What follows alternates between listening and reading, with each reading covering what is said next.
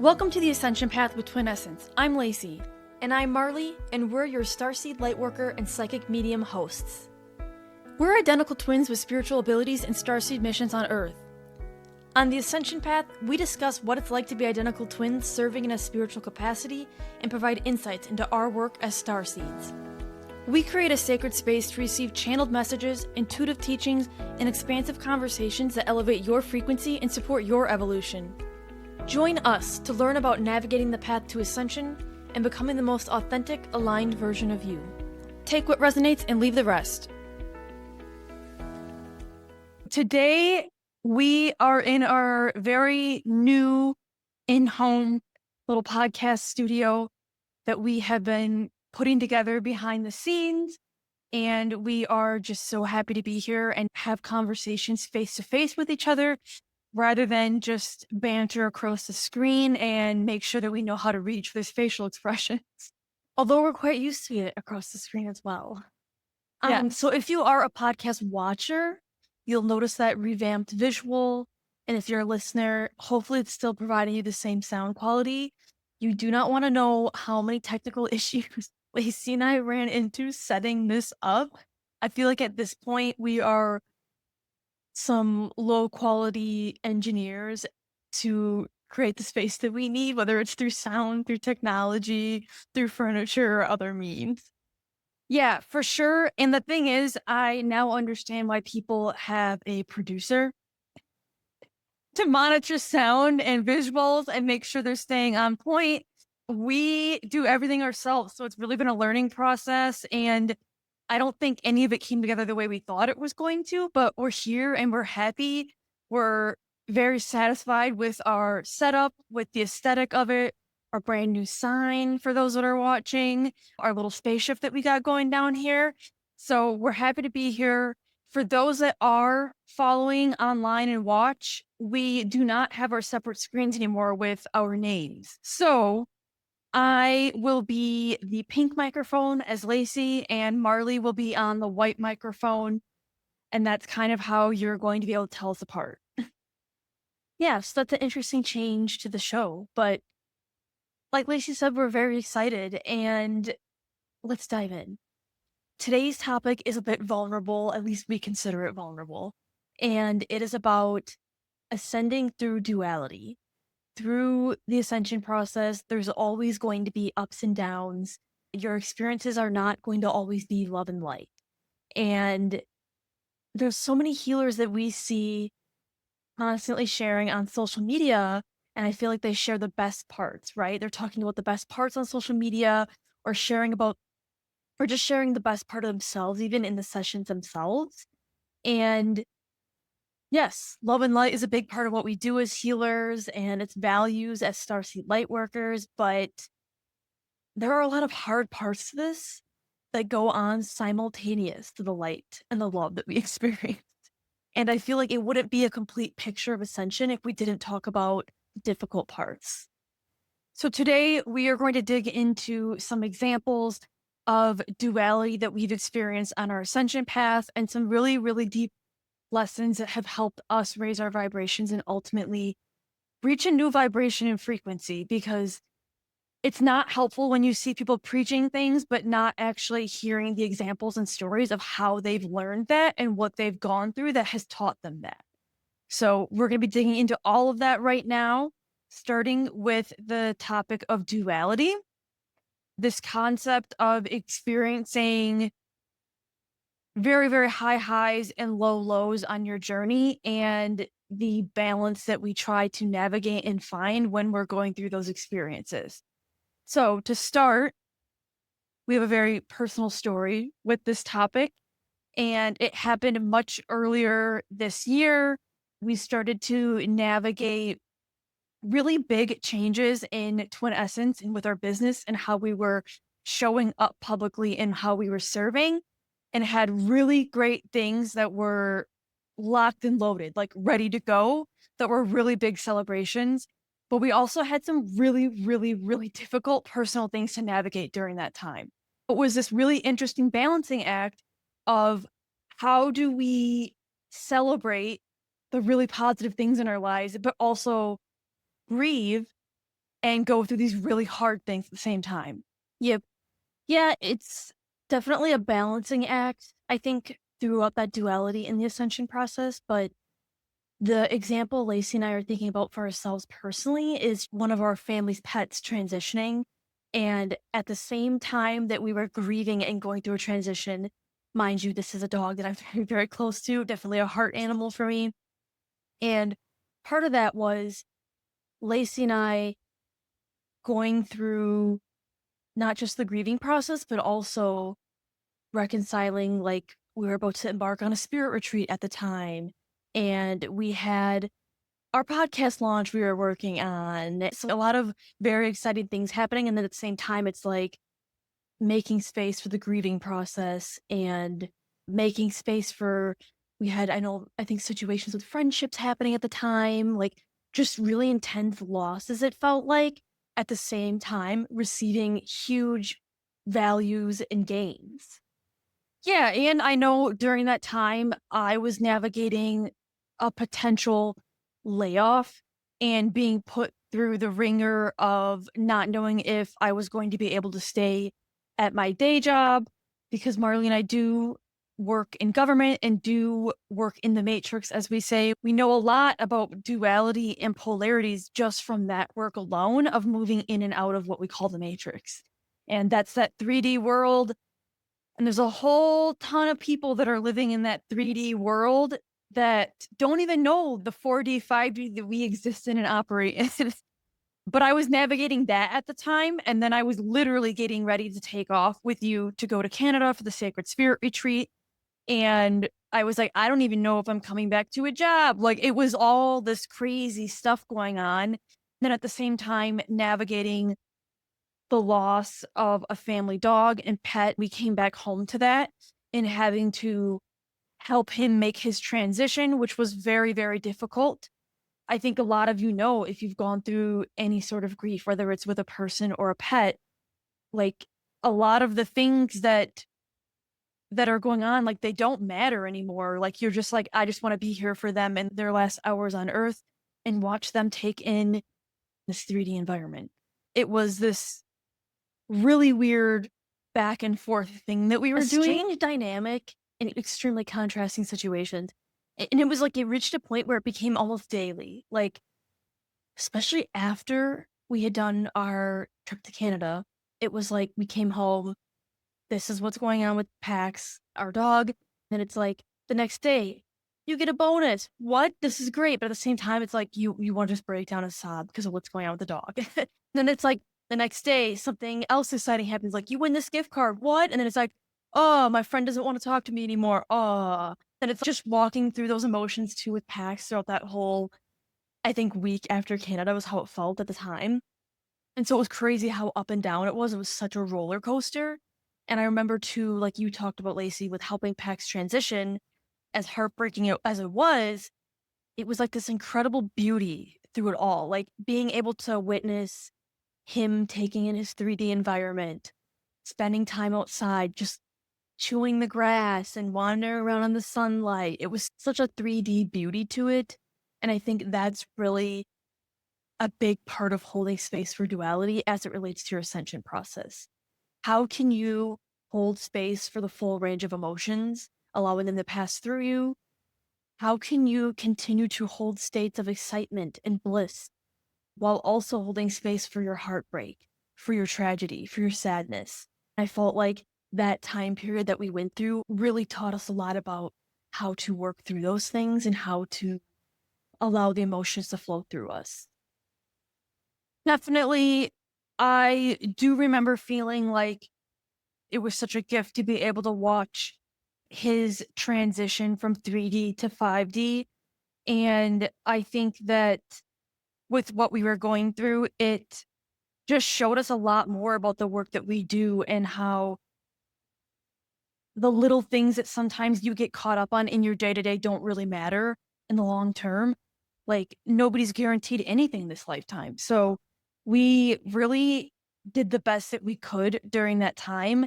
And there were days where we had to put other things or other people on the back burner because it was like we just didn't have the energy, the extra energy to put up with other stuff while we were navigating our own emotional turmoil in the background. But that's part of what we do is we still show up and we still serve in whatever ways we can. It's all part of the ascension process to hold space for these extreme dualities and let the experience stretch you because it's ultimately teaching you something and it's teaching you about the different polarities and your values and where you are putting your time and where you're spending it. It all has its own lesson and blessings in that. I think too, like even reflecting back, so it's not that we don't have any duality right now in our lives. We're just giving you this example because like, it was extreme. At the time, exactly like I said, it was like every other day you'd be hit with a low or a high, and it changed constantly. So we're just giving you a very extreme example of this duality, at least in our experience. Without having the extremes in those experiences, I don't think we would have understood fully and embraced fully the emotions and the beauty behind them. And that's going to include the grieving experience, as hard as it is for us to talk about, or for me to talk about, even. And it's also going to include like the excitement and the exciting things we had going on. It really, I feel like, taught us to pull back to the present and enjoy each moment and not be stuck so much on the outcome or the destination, but let's enjoy the journey. Let's enjoy the path along the way, the places that we're stopping along the way. That's what it felt like. And a reminder to always stay present because we all are guilty of letting our minds wander or doing a task and thinking like, I just need to get this thing done. And instead of actually thinking about, well, why am I actually doing it? Do I enjoy doing it? Why do I have the feelings I do about it? So really focusing in on that present moment too. Speaking of duality, during this time period of Pax's transition, launching the podcast, we had filmed the branding video in there that we were getting to launch our YouTube channel with, Pending layoffs, pending pay increases.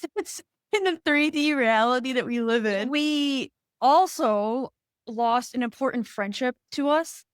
And this really initiated a deeper lesson in forgiveness and unconditional love for us. This experience with this friendship really started over, I think, a message. It seems so simple. I remember at the time, but it was such an energetic reaction and we could feel it.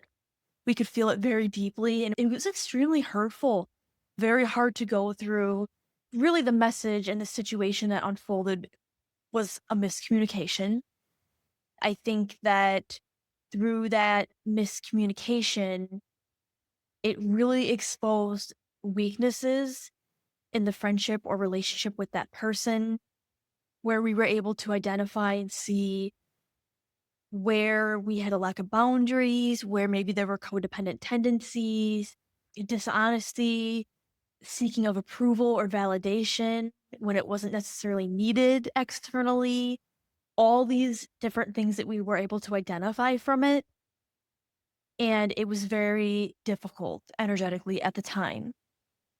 It's amazing how just a couple words in a really brief interaction can really change the trajectory of your life. I mean that in a positive or negative way. Maybe there's people out there that are like, well, maybe it wasn't that strong to begin with, but I would disagree. It's amazing how something really small can really start to show cracks and where maybe you're holding yourself back or not living as authentically as you should. That's essentially what the situation was without getting too into the details of it, obviously. And maybe there are people watching right now that are like, oh my God, that episode is about me. To be honest, we're like Sabrina Carpenters, right? We're songwriters in a way. No, but it's an experience that we had. And I think it's important to share because it was such a deep healing lesson for us, like what we'll talk about here and what came out of this. But one of the things we did was we really had to step back in that friendship, right? After this miscommunication and the message had happened, we stepped back and we went through this self-reflection process. And that is how we were able to identify the codependencies, loose boundaries, dishonesty, validation, things like that. You step back and you reflect on it and you're like, what am I doing? This isn't me. When, like, this, it just kind of creeps up on you, I feel like, all of a sudden in a relationship. And you're like, where did this come from? And through that self-reflection, we allowed ourselves to feel all the emotions. I think it's important everybody does that. So it's like sadness, it's anger, Yes. it's hurt, Pain. betrayal. Like you feel all of that coming up. And ultimately, though, we really realized the overt theme throughout this was forgiveness. And forgiveness is how we can let go of grudges or ego, and then there's nothing left. There's nothing left to solve this problem, but truly forgiving and reconnecting to that sense of oneness that all of us have as humans. But before you can actually get to that stage, it really was about feeling the emotions and understanding where they were coming from, but also where it was coming up in our physical bodies to understand like where the energy leaks were actually located with this particular relationship. And it was also about releasing a lot of that. We had to go through a whole releasing and purging phase to actually be able to feel, process, and then release and purge and understand at the end of the day, there was really nothing left but forgiveness. I think the big misconception with forgiveness is that it just means you give people a free pass to do whatever they want and you absolve them of everything and you let people walk all over you. But it's okay if people apologize, then that's okay. You can just forgive them and it's all over. And that's really not what forgiveness is about. We went through this lesson and we feel it's important to share because we had perceptions like that too about forgiveness. And we realized on our ascension paths and what we've gone through, that's not what it is. It's a big misconception. So it's really about looking at your relationship with the person and understanding, I love this person. I don't like how they treated me or what they did. I don't like the actions and behaviors, but I'm not here to pass judgment or hold them accountable because it's not our job to hold people accountable. That's like what people refer to playing God. It's really not our place to hold people accountable. It's understandable that you have boundaries with people that you reinforce. When someone's violating your boundaries, you can reinforce that. But it was not about holding someone accountable for their actions and being right. Because we all feel that little ego creep up, especially in this situation when you go through anger. You have a moment where it was really hard not to say, I'm right and you're wrong, and here's all the reasons why, and make a whole list. So it was really letting go of being right or holding someone accountable and understanding that at the end of the day, I still love this person. I don't get to control the outcome, but I do get to control how I feel in the outcome. I think that's where that sense of oneness comes from too. Like when you work through the process and you set the ego aside, you're able to reconnect that sense of oneness with humanity. Not that it's not difficult to get there. Again, when you go through the process, there's a lot of that back and forth, right? Going back and forth on feelings and emotions. That's part of that releasing. But the self reflection happens in coordination with that step. The energetic releasing is going on as you're going through that self reflection and releasing. Once you understand that, I think, and you're able to understand your role and your actions in the situation, like that's what happened with Lacey and I in this particular situation, we were able to really step forward and the path became clear.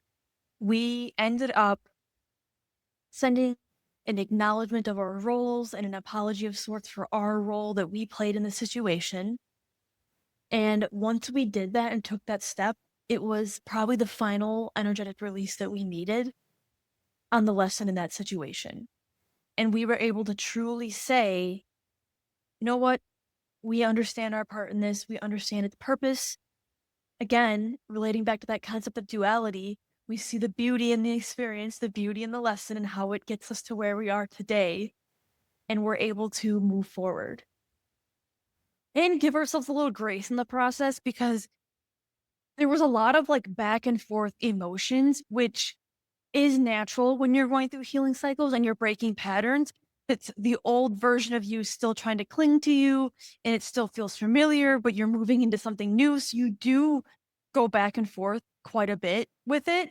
We did experience a lot of that in the emotional releasing, but we ultimately felt better doing an acknowledgement or apology of our roles in it.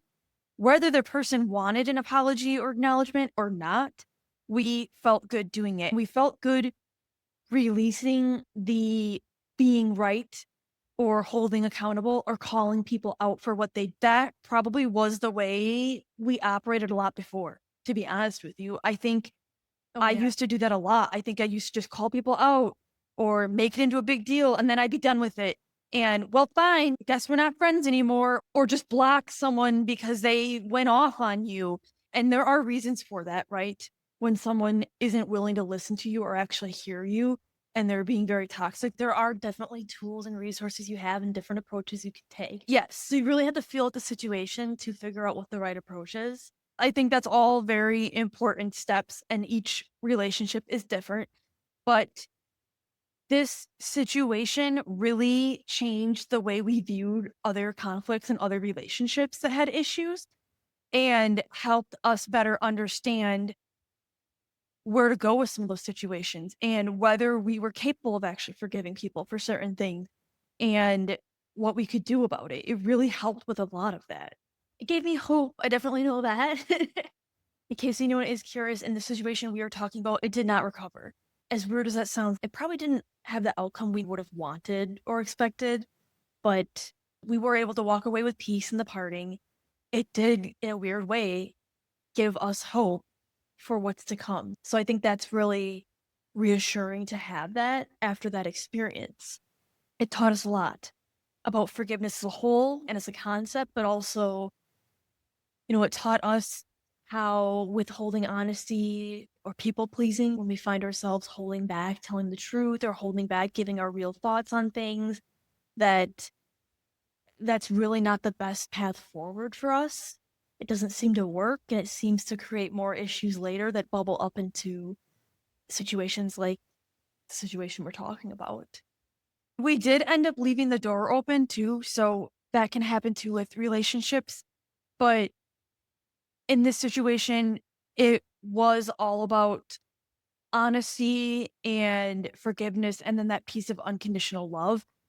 I do think that the root of some of it was with some of the honesty because we're very big into practicing what we preach and really living it and living as authentically as possible.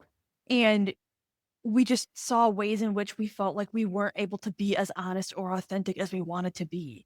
And that was a problem for us. Getting to the unconditional love piece, that really comes down to understanding and having gratitude and love for the different situations and lessons that you go through. If you're going through what is perceived as a relatively negative experience, it's not saying you should love everyone and everything all the time.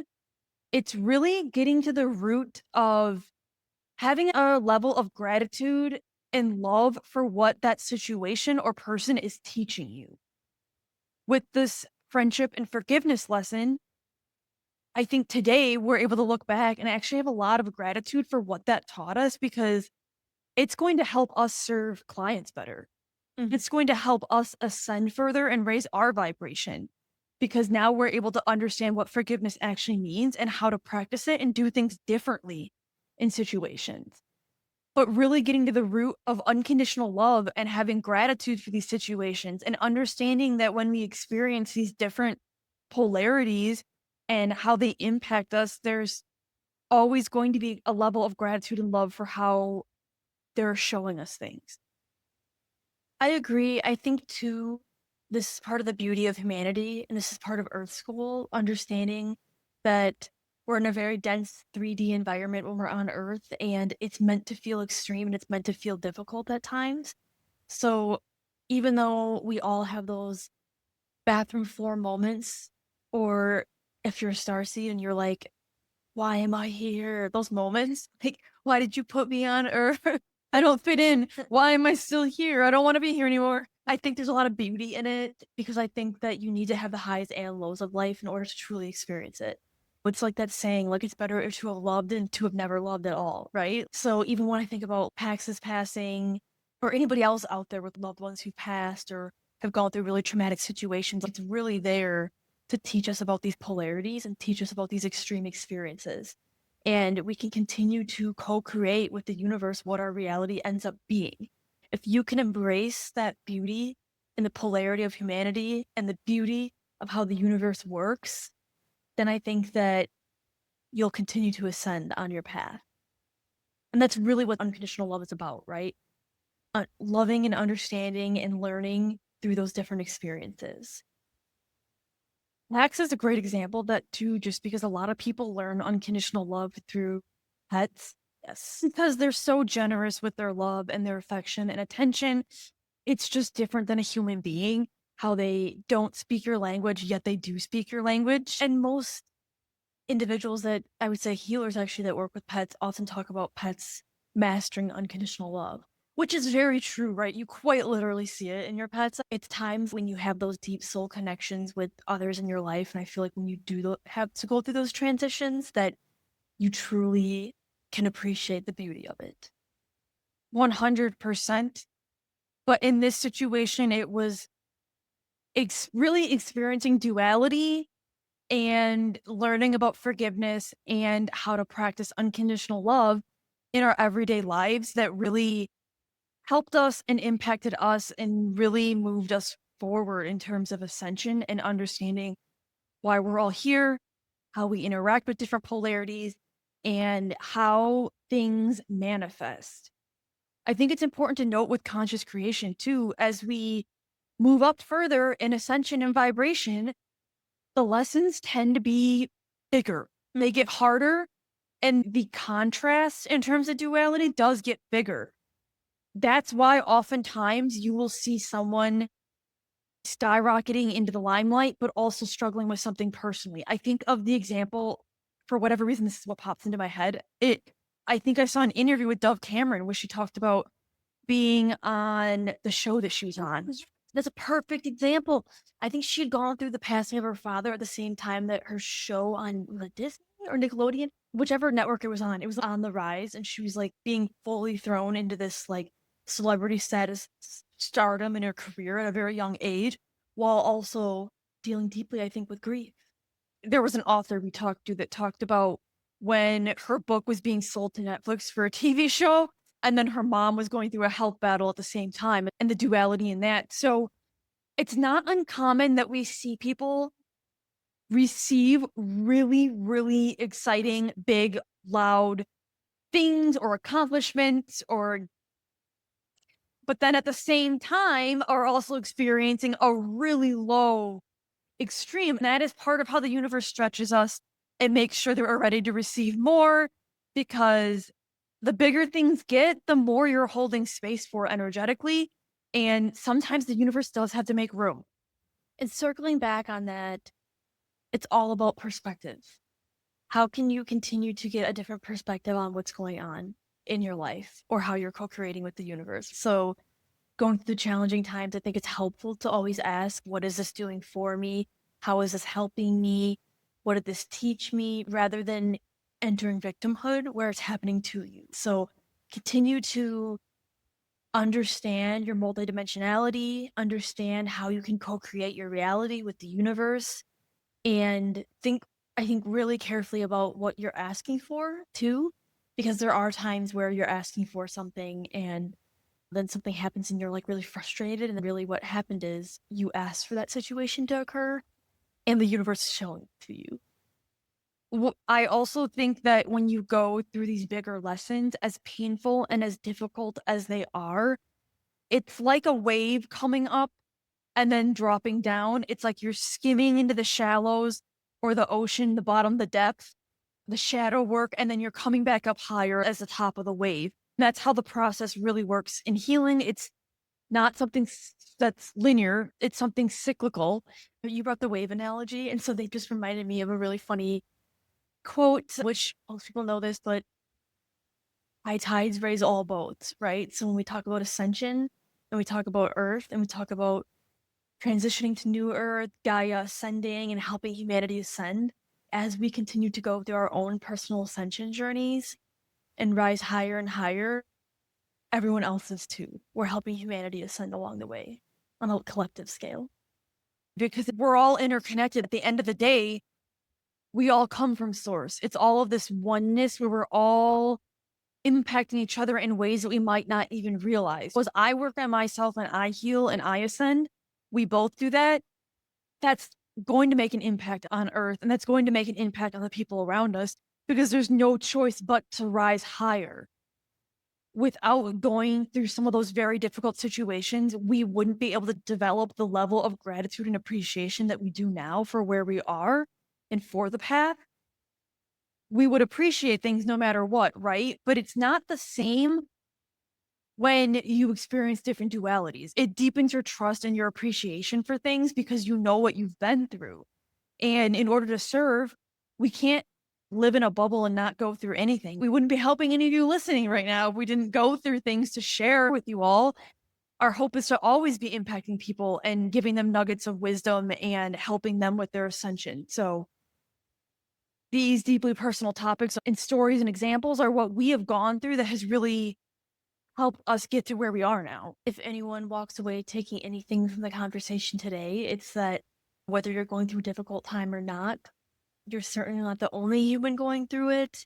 I think holding in your vision and trusting in your mission and purpose are going to help you deeply understand why you're going through what you're going through. When you do reach the other side of the difficult part, if you're not already experiencing the highs at the same time, you will ultimately understand at the end what was needed in that situation. Learning to see that beauty and appreciate it is going to help you further on your ascension path.